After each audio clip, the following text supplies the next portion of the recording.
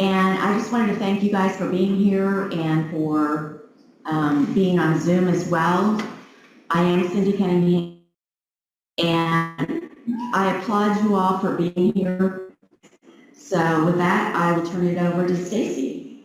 So we're going to just do a little bit of conversation about this morning. I want to hear specifically what Dr. Yoon has to say. Keeping in mind, as an economist, he deals with numbers. We deal with emotion, we're business people, but he deals with data. And so I guess the question I have for you is your observation about this morning, what our peers in the housing industry, what we presented. What do you think? First, I have to thank, Kansas City has to thank Stacy for putting on this morning session. Such an important topic, to have an important policymaker to listen to our perspective rather than just looking at other perspective. Because other perspective essentially giving broader rights to tenants, where making an eviction very difficult even with non-payment rent.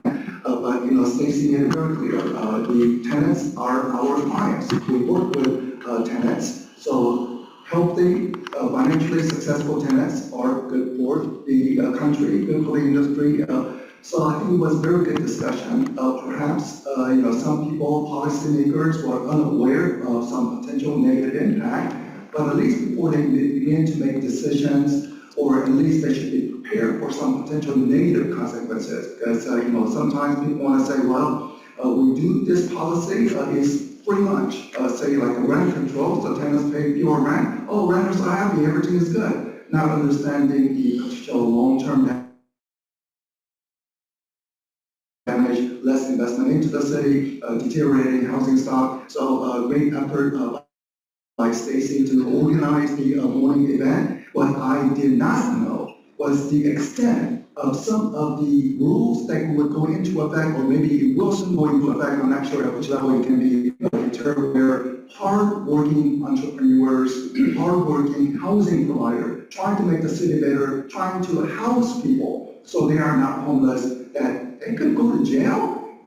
I just could not believe that was a possibility So it was an eye-awakening moment. I think people need to hear it. Not only that, some of the, say, tenants' rights group, perhaps if they think that what they are pushing for, again, without looking at the negative consequence, just looking at a short-term benefit, they begin to spread their ideas to other cities. Well, it's a national phenomenon where it greatly deter any investment into the real estate sector, and that means that fewer housing stock into the country. But Dr. Yoon, it's not unintentional, it's very deliberate. Those tenant groups are not regular tenant groups. Those are not like our renters, the people who are trying to make a living, paying their rent, looking for shelter. These groups are political by nature. They're socialist. They're radical. And they'll tell you that in their documentation, that their goal is to change the housing industry as we know it. They don't believe the leader is in town here. I saw her quoted once. She doesn't believe in the white picket fence. The American dream of what realtors stand for. She does not think home ownership is the answer. They want their North Star. What they want is social housing. That's government-provided, taxpayer-funded housing that they can live in free of charge.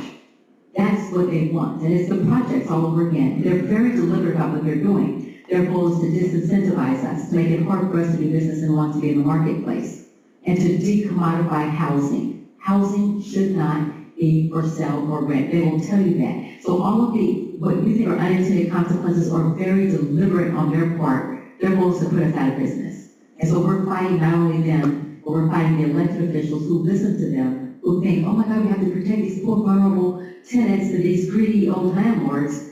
They're missing the picture. So my hope and my goal was that today, the policymaker and Congressman Cleaver, that the regulator and Congressman Cleaver, that they will hear there's another side to it. Because when you meet with the tenant groups, they're very compelling. They'll tell the stories about how they were put out, they didn't pay their rent, so they're going to be evicted. All of the sad stories they're going to tell.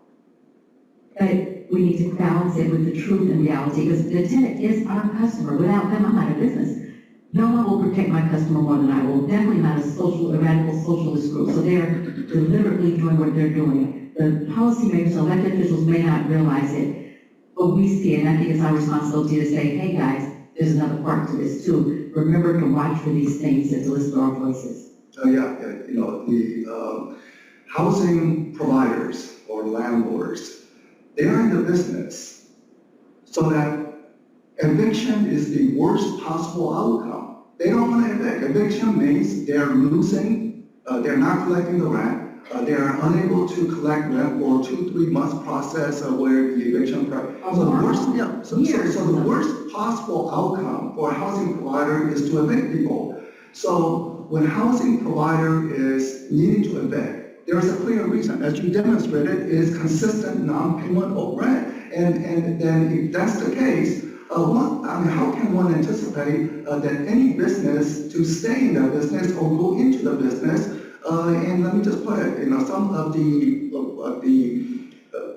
tenant rights group where you are explaining, now I have not done a lot of research, it may sound very good for the tenant in the short term, or people say, oh, the eviction is terrible and all the consequence, but you have to also look at some of the results. Venezuela used to be the second wealthiest country in the Americas. I think they were wealthier than Canadians. So America number one, Venezuela number two, that 20, 30 years ago. Today, Venezuela is completely upside down because they say, okay, anything that is good for the short term, let's just pursue it, without looking at the long-term damage.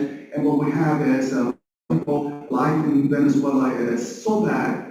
They are immigrating to nearby countries, Brazil, Colombia, and then eventually they're coming into America. Some people in the hopes of, doing business and others. But the whole idea that a country can completely flip upside down by pursuing what they appear to be good-sounding policies, what is good for the short term, without understanding long-term negative consequence. It's happening here. As a matter of fact, these tenants, which I was on the radio with one of the leaders, they think that they're convincing people that eviction is a business model for us, that we make money with evictions. It is crazy. It's an upside down world, Dr. Hume. So things that you would never imagine are happening in our country are happening. So I'm glad that you're on board with, if you're seeing stuff you haven't seen, now we need to get that out through NAR and through the country to let people know what we see here, that it is real, it's happening, and we need to fight against it. We must fight against it, but to do that, we need to be aware of it. And so I'm going to leave you so that you may talk, but thank you for being here, for sharing your thoughts. And you traveled to Kansas City from visiting your parents in South Carolina. You traveled to be here with us. And for that, we are grateful because your voice is very important and your information, your knowledge. Thank you for being here. Thank you.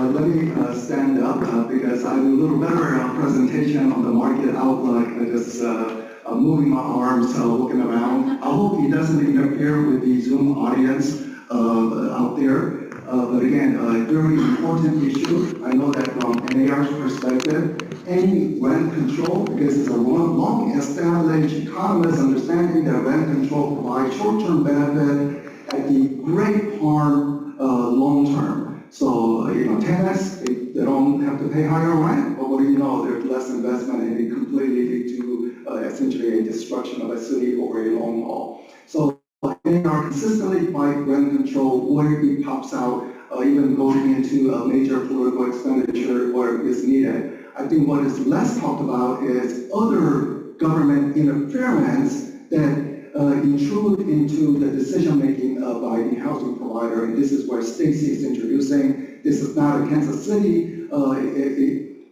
issue. It could quickly spread into other countries, so I think NAR needs to pay very close attention to this issue. But let's go into the housing market, since I am here in Kansas City, middle of the country, while I'm here, give you a little outlook on the interest rate environment, where the housing market may go. So let's begin. So here, if the clicker can advance to the next slide. Whatever it is. Okay. All right, so the first slide is up, and this is a national statistics which shows that it's been a tough business out there for realtors who are conducting real estate brokerage business, not about rental property, but sell and buy of homes. That last year, home sales reached the lowest level since 1995. And I put the red bar to indicate when we had the lowest point back in 1995. That's nearly 30 years ago. Back in 1995, when we hit that figure, it was not any bad news. It was like, we're reaching cyclical high. But now, compared to the recent condition, it is down quite sizably from a couple of years ago. So home sales being down about to the 30-year low level. And this chart says that something does not appear right, because U.S. had a population growth over this time span of 30 years of by 70 million people. 70 million people, birth rate exceeding death rate, and then we have immigration coming into the country, legal immigration. I know in today's environment, there's the illegal border crossing to the southern border, which people are concerned about, and I think not understanding what they are. So anytime we have more orderly process, it will be much better. But overall population in the U.S. has grown by 70 million, mostly due to the domestic birth rate outpacing the death rate. So this is implying that how is it possible that we have home sales at 30-year low when we have 70 million people? So without doing any statistical analysis, just common sense intuition would say, well, if we have 70 million more people, surely some would want to buy a home. Many people consider buying a home as American dream. So they would want to buy, which means that given that the sales activity were so low, it surely will rise in upcoming years. And I would just, make a good educated guess, not a statistical model, educated guess, to say that over the next decade, next 10 years, probably 8 of those 10 years could be an improving year, because you have a stored up demand, pent up demand that could begin to reach the marketplace once the conditions are right. What do I mean by conditions? Well, last year was difficult because mortgage rates shot up. Last year was difficult because we didn't have inventory. So if somehow the mortgage rate began to behave better, or we begin to see more inventory in the marketplace, maybe we will begin to see some uptick in home sales because we have this 70 million additional people living in the country that could boost demand. So realtors experience 30-year low in home sales, but the builders actually had a decent year. Home builders actually had a third best completion since the foreclosure crisis of 2008. In fact, the stock market, I think stock market today is near record high. If you look at the technology stock like NASDAQ, it is at a record high. And if you look at specific stocks, let's say like NVIDIA, which produce artificial intelligence computer chip, well, you would have got a quite sizable return. Now let's go Recording in progress. Stock prices. Home builders. The home builders, what do? They build homes and then they try to pay dividends. Well, did you know that home builder stocks, if you had invested your money, say a couple of years ago, the money would have almost doubled, or in some specific home builder, it would have doubled. So it doesn't get a lot of fancy financial news coverage, but the home builders are actually doing fine. So you have a condition where the home builders had their third best year since 2008 foreclosure crisis, while the realtors suffered through 30-year low in home sales. How could it be? Are the builders and the realtors in the same business? In fact, I know many couple. One is a home builder, their spouse is a realtor. They're in the same business. Why is the divergence between the building activity, newly constructed home sales, and existing home sales? And the way to explain that is the inventory availability or non-availability. Red line is existing neighborhood, established neighborhood. You jog around the neighborhood, you walk around, how many listings? And it was a historically low listing activity. While the builders traditionally would have only about 5% of total listings, or maybe 10% of total listing, blue line. Builders kept building, construction site, new subdivisions.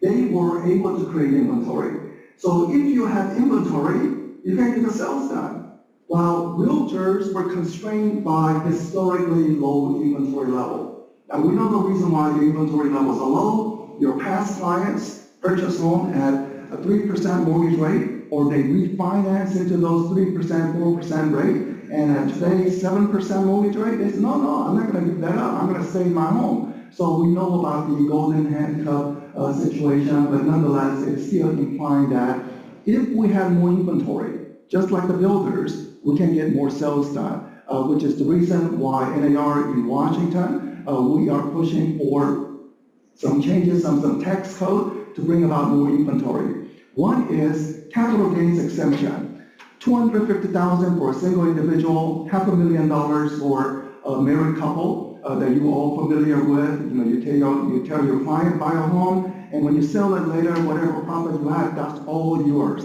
That capital gains is yours.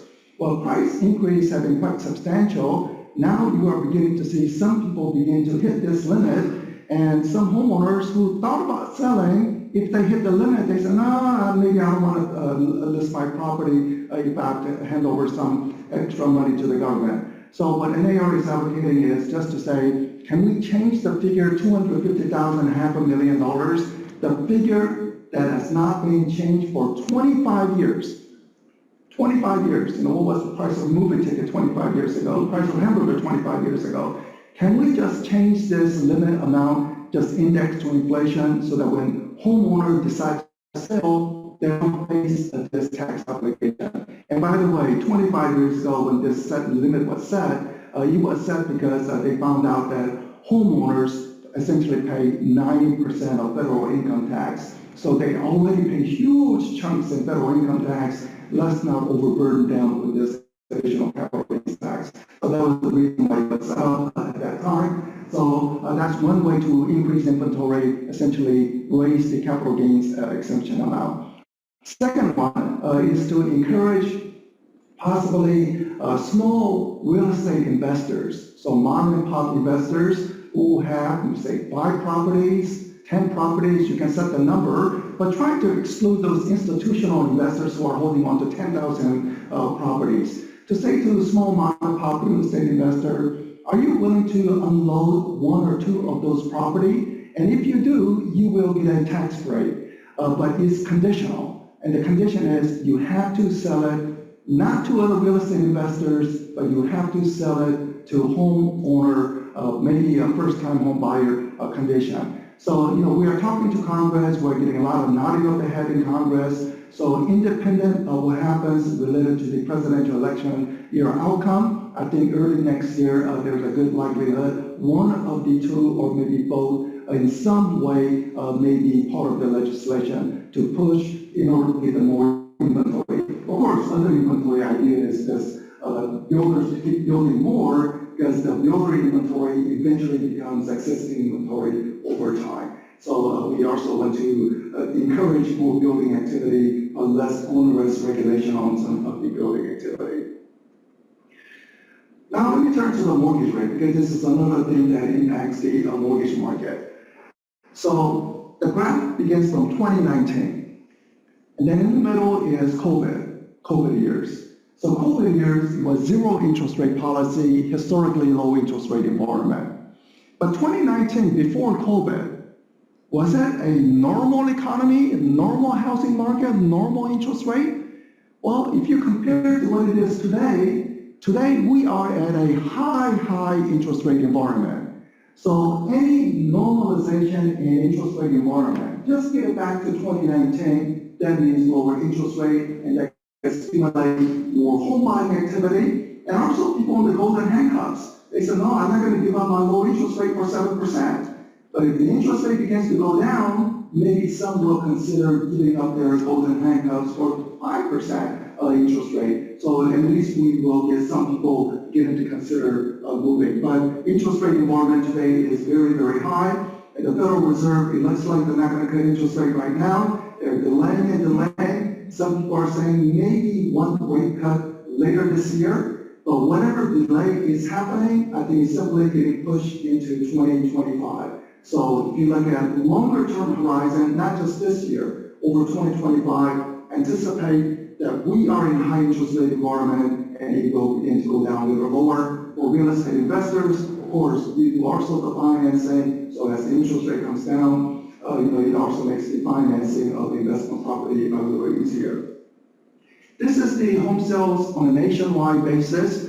So this is year-over-year change. So what it shows is that early years of COVID, we had a sales boom. Sales boom because low interest rate environment, multiple offers, we went through it. And we see 3 straight years of sales decline on a year-over-year basis. But if you look at the most recent figure, the figure is showing, at least on a nationwide basis, close to zero, meaning no further declines anymore. Because you have to stop the bleeding before an improvement can take place, and maybe this is showing that the housing market, at least the sales activity, is stopping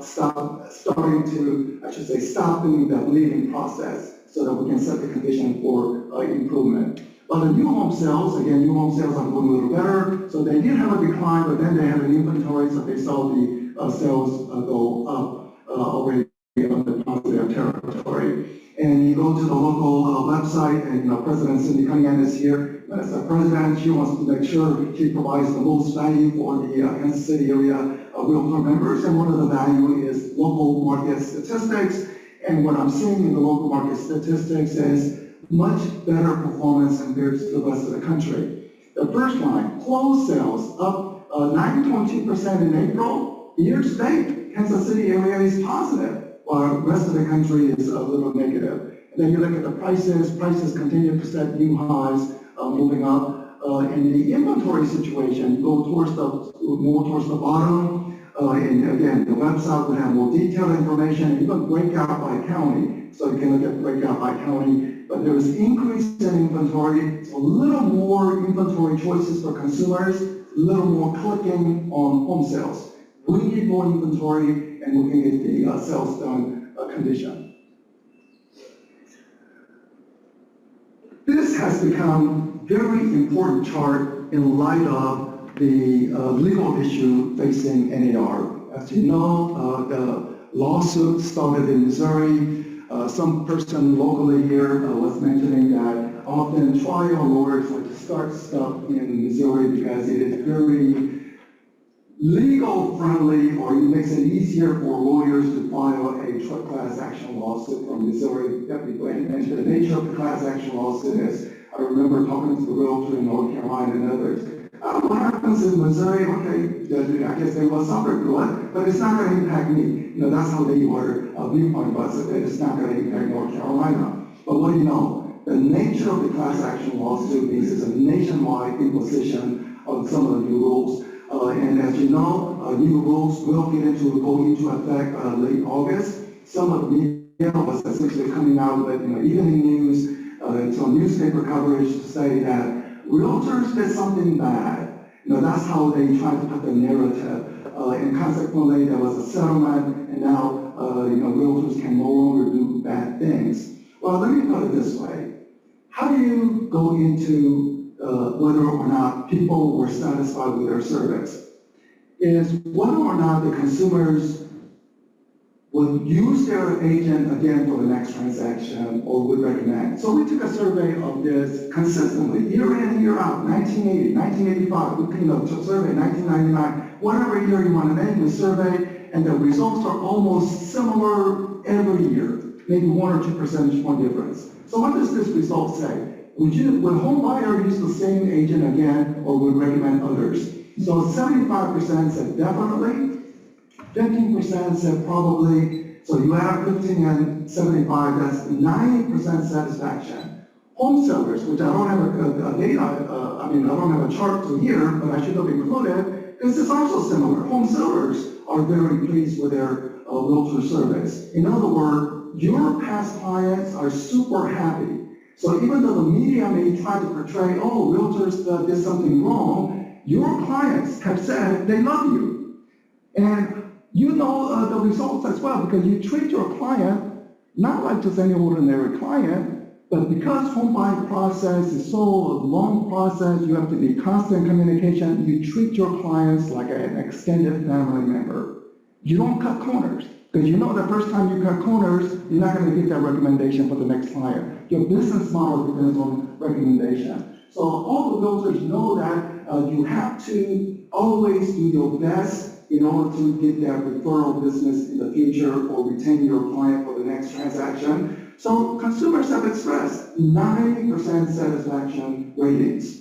Of course, it's not going to be 100%, so you have a few people who are unhappy, and what do you know, I guess trial lawyers was just trying to find who are one or two unhappy person, and they were able to find, and from that, they were able to pursue this class action lawsuit. But as realtors, you're entrepreneurs, rules, good, bad, you're going to adapt to the rule situation. So come August, you are going to adapt to the rules, but I think there will be, in my view, unintended consequence. So unlike some of the tenant rights where it's very intentional, trying to drive out the housing providers, which we are fighting, but I think on some of the home buying process, some of the unintended consequence could result from some of the changes in rules, such as commission information not being available, so how do you communicate, far more friction, calling people, oh, when are you going to pay me, and all that discussion now needs to take place part.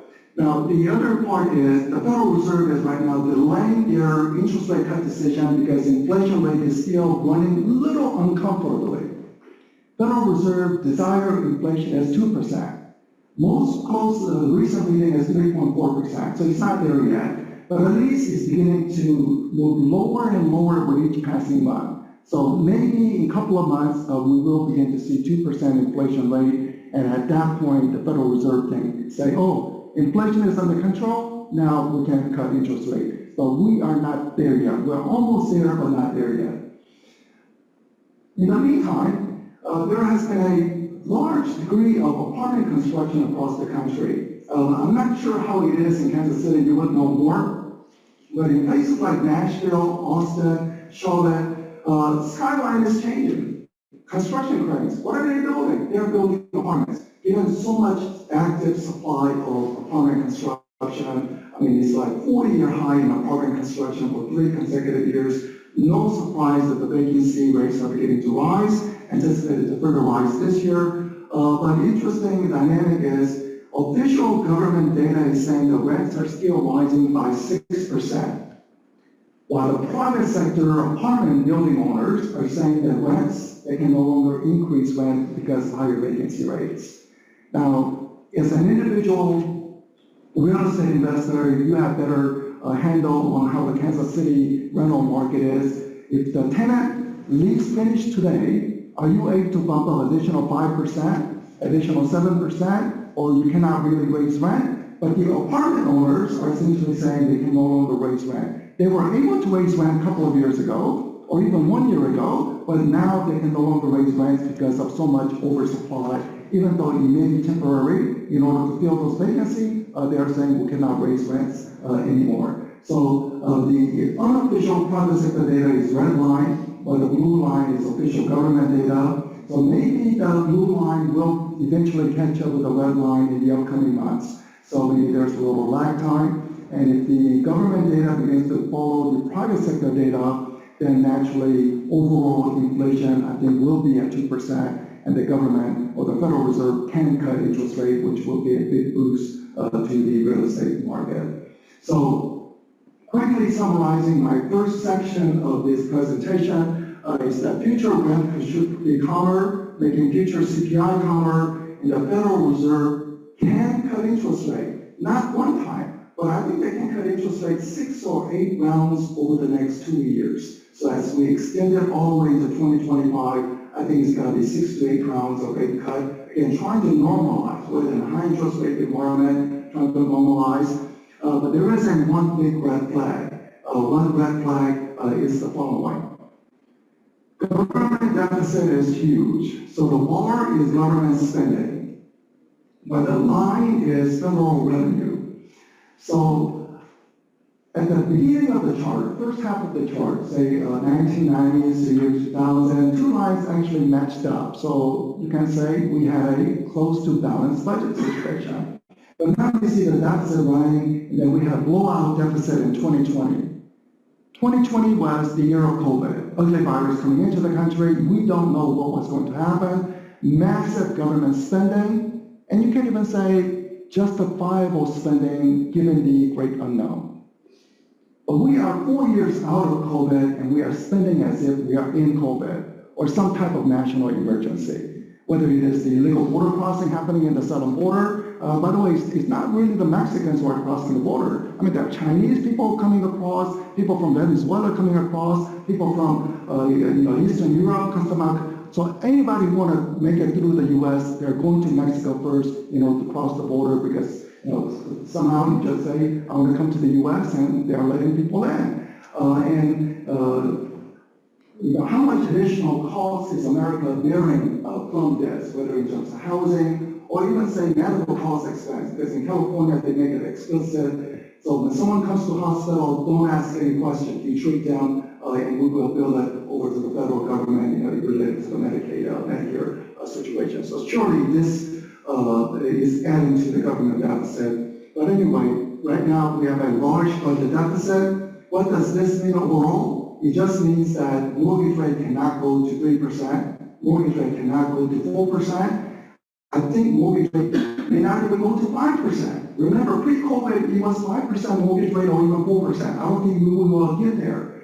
Because massive government borrowing just means that there's less mortgage money available for lending. Less mortgage lending available. Mortgage rate, even with the Federal Reserve cutting interest rate, may go down somewhat, but only little. So today's interest rate is 7%. With the Federal Reserve cutting interest rate, we may get to 6% interest rate, and that's not it. Maybe 5.5%. I think 5.5% is possible, but I don't see it 5% or anything below 5%, given large government borrowing, or the economists call crowding out effect. Government borrows, it crowds out private sector borrowing in the marketplace. Let me now turn to the job market. That you should have a job in order to buy a home. So related to the job market, let's see what's happening. So nationwide, after the initial COVID disruption that you see at the beginning, when COVID arrived, lockdown, a lot of people lost jobs. But with reopening of the economy, more job, such that now we have 6 million more Americans working compared to pre-COVID conditions, 6 million more Americans. So at least job is providing some foundation for housing demand and justifiable housing demand. And if you want the population, again, 70 million more people from 30 years ago condition. But not all states are doing equally. Some states are doing a little better than others. So dark blue means they are fast creating jobs.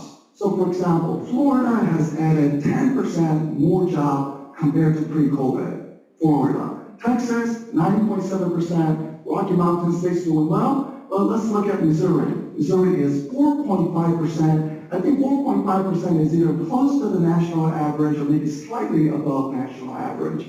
Across the river on the Kansas side, the overall state of Kansas, they had only 2.9%. But then you have other states, below those numbers, and then few orange that are actually negative. Like Hawaii is negative, Louisiana is negative, Maryland is negative, and the worst performer is District of Columbia. District of Columbia at minus 4.1%. In District of Columbia, they have a strong labor law rules that says that you cannot easily fire people. You have to, there's so many rules related to how you can let go of the individual, even if, say, the worker is not working and they're not doing anything, so as an entrepreneur, you say, oh, you don't work, you're not with me anymore. But in DC, it makes it very difficult to do that, which means that if you're an entrepreneur in DC, you will be very, very cautious about your next hiring if you know that you cannot really fire people, so which is the reason why DC is struggling to add jobs because of the additional regulation on the labor market. So just consider additional regulation or burden on housing providers, but housing providers will not be the market, and that we will have far fewer housing available condition. So this is the job market of two similarly sized markets. So Kansas City and Cincinnati. I don't remember if there was an NFL game between Kansas City and City. Of course, Kansas City always went to the Super Bowl. But Kansas City used to be a little smaller than Cincinnati in terms of job performance back in the year 2000, a little smaller. Well, over time, you see the movement. Sometimes it's a national recession, and the whole job market goes down, and when there's a national economic expansion, all job markets expand. But right now, Kansas City has actually overtaken Cincinnati in terms of job creation. To say that there could be some minute differences or some cumulative number of small differences that begins to show up over time. So over time, Kansas City metro area has outperformed Cincinnati in terms of the job market performance over this time span. Again, Missouri, I would say, is about national average, while say Texas, Florida, they are clearly outperforming, like Rocky Mountain State, they're outperforming. We have a condition where homeowners are happy, while home buyers, especially first-time buyers, are very, very unhappy about current market conditions. So let's look at happy homeowners, their past clients. They are partly happy because you did a great service, but also because home prices have risen. So in the state of Missouri, right in the middle of the map, 46% price appreciation from pre-COVID. So your client who purchased home in 2019 before COVID, they have seen 46% price appreciation. That's a wealth gain. In Kansas, 42.9%, something similar, but every state with positive price gain, consequently, homeowners are very happy, condition. And I think you have seen this chart before. Only way to really build wealth in America is you have to be a property owner. I think property owner provides that discipline, part of their mortgage payment. Because you don't want to lose your home, you want to make that mortgage payment, but part of the mortgage payment is paying down the principal. And then if you have price appreciation, that's all additional bonus coming in. So what we find is that homeowner have substantially higher wealth compared to renters, which is the reason that we want to knock down every barrier that may be out there for people who are making all the right decisions to become homeowners. So it's even among, say underprivileged neighborhood, somebody's making the right decision. They're doing good at school, getting the good grades, they got a scholarship to college, now they're working, now they want to save up for down payment. But if we make that home buying process more difficult, then essentially you are going to have a large wealth gap situation. And one consequence of the lawsuit that was essentially put out there is to say that some home sellers may be unwilling to offer buyer compensation. And if that's the case, home buyers may have to do it on their own with lack of information, or they have to pay out of their pocket to the buyer agent. So if there is any potential negative consequence, the negative consequence will be the first-time buyer or first-generation buyers entering the marketplace. So we will see how the lawsuit after August, how everything settles down. But if you are anticipating any potential negative fallout, it will be that some, say, people from less privileged background did make all the right decisions. Only thing they don't have is family wealth to help them out buy a home. And as they are trying to get into the market, they simply don't have that extra money to pay the buyer agent. Before, people did not have to worry about it because people say, oh, the seller will pay the buyer agent, everything is covered. But now, under the new rule, if sellers do not offer, then it will complicate the process for some first-time buyer. In fact, what we are already seeing is that given the lack of inventory, multiple offers, and some multiple offers, some people are saying, look, way to win multiple offers is to offer all cash. Or maybe some of the wealthier, privileged families are saying, oh, I have stock market wealth, or my house has risen, so maybe I can help my son and daughters buy a home, all cash, to win out on buying. So in the current tight inventory condition, cash is winning out, and of course, we know that cash purchases are not first-generation buyers out there. So with added burden of potentially paying the buyers out of their pocket, it will even deter more third-generation buyer from entering the marketplace. So long-term interest rate, I think, will fall. So again, rates will come down, allowing the Federal Reserve to cut interest rate, but the red flag, large budget deficit, so it's not going to be a deep mortgage rate decline. So maybe 6% mortgage rate is possible. Second point, something that Federal Reserve is not discussing, but they are aware of. Community banks are not in the most healthy situation. They have commercial real estate loans, and also when the Federal Reserve greatly supplies interest rate increases, they really complicated their process. So a way to help community bank is for the Federal Reserve to cut interest rates. So I think the Federal Reserve is very eager to cut interest rate, but they want to maintain credibility. they are saying, we want to see inflation calm down before cutting interest rate. So even though they want to cut interest rate today, they cannot, because they want to help their community bank, so they're just waiting for that reason to cut interest rate. So anyway, second is the additional motivation to cut interest rate. And third point, a little technical, the spread between government bond and mortgage rate is like abnormally high, and if it was just normalized, mortgage rate automatically decline, even if the Federal Reserve does not do anything. So I think three key reasons will make the mortgage rate lower. Today, mortgage rate is 7% against 6% mortgage rate. I think is clearly within our sight, an easy probability event for next year. So we may struggle through the couple of months of 7%, but I think the mortgage rate will definitely be a little better later this year as we go into 2025.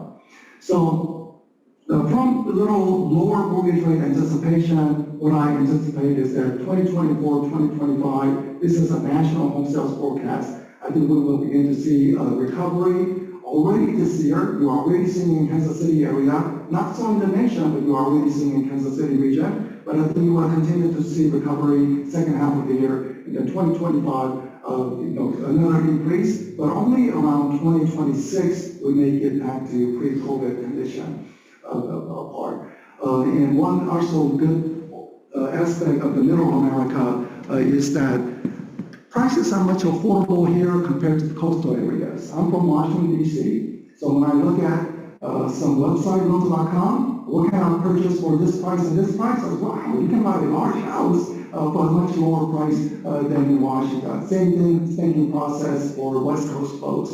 So maybe somebody who grew up locally, but later they decide to go East Coast, West Coast. Maybe they are struggling to buy a home, but then they realize coming back home to Kansas or Missouri, they can buy a very nice house, easily affordable. So I would say affordable regions of the country, essentially middle America, would have that added advantage over some of the coastal states.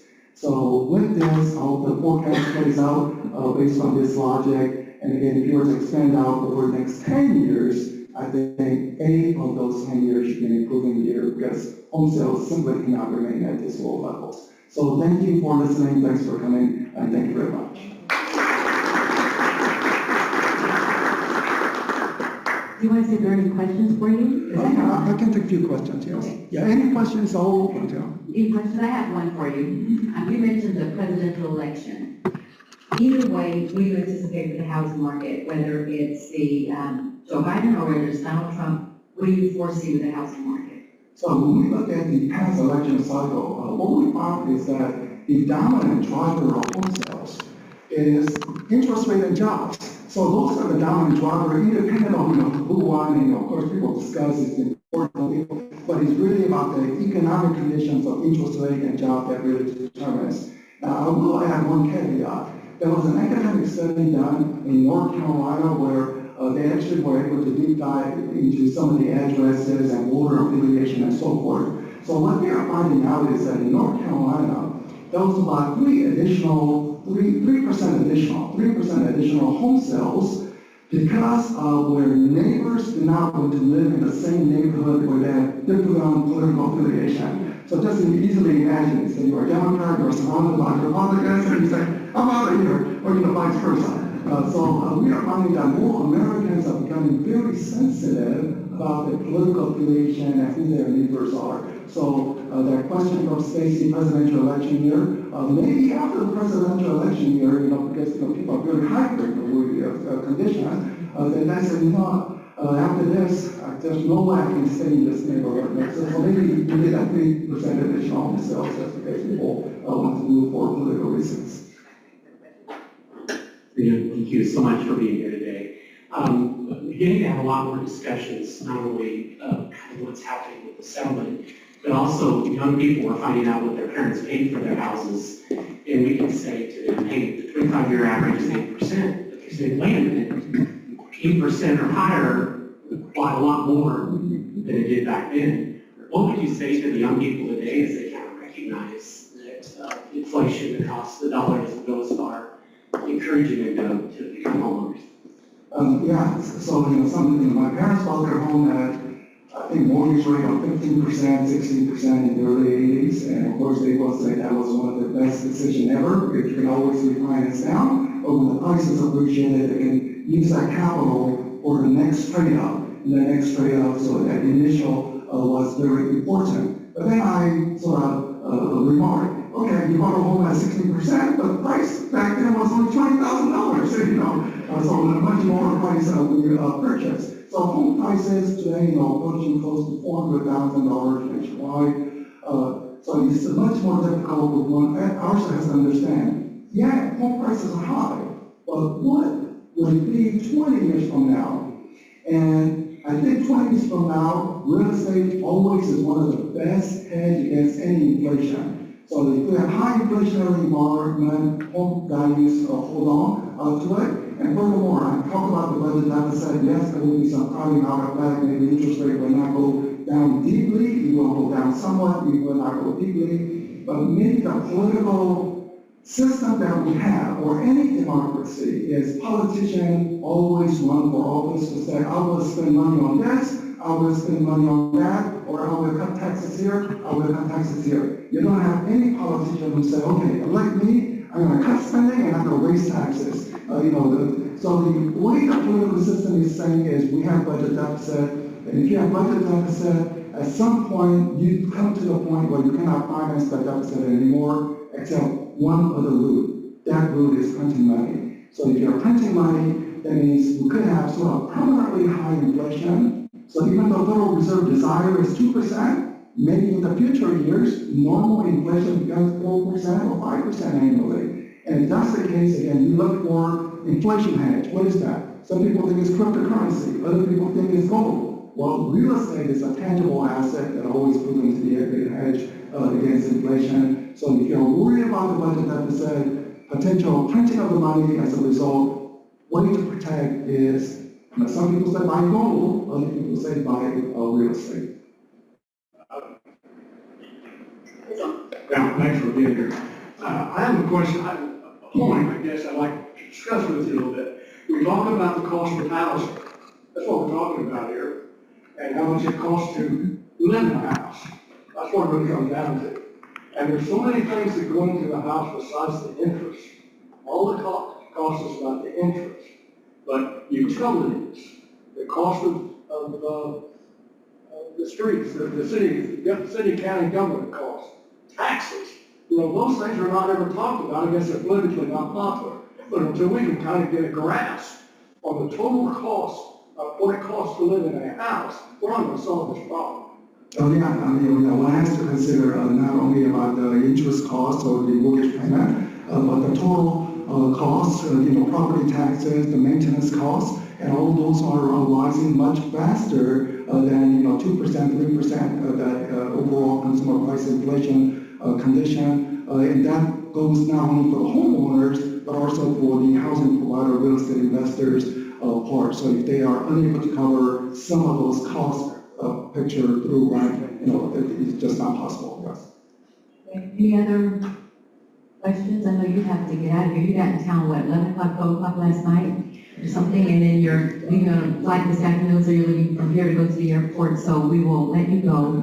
We thank you again for being here. Your brain is so wonderful. On LinkedIn, please follow him on LinkedIn, and he posts all the time with great information. It's just a wealth of knowledge always, and it's so glad, we're glad to have you in Kansas City. We're glad to have you on our team. I think you are with us, and I thank you for that. Thank you. Thank you.